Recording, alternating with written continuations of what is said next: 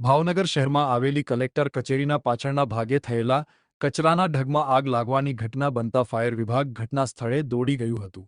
Collector કચેરીની પાછળ કચરાના થયેલા ઢગમાં આગ લાગવાનો બનાવ બન્યો હતો. કચરામાં આગ લાગવાની સાથે ત્યાં હાજર કંડમ વાહનો પણ તેની ઝપેટમાં આવી ગયા હતા. જો કે આગને પગલે ફાયર વિભાગને જાણ કરતા તાત્કાલિક ઘટના સ્થળે પહોંચીને આગ બુઝાવી હતી.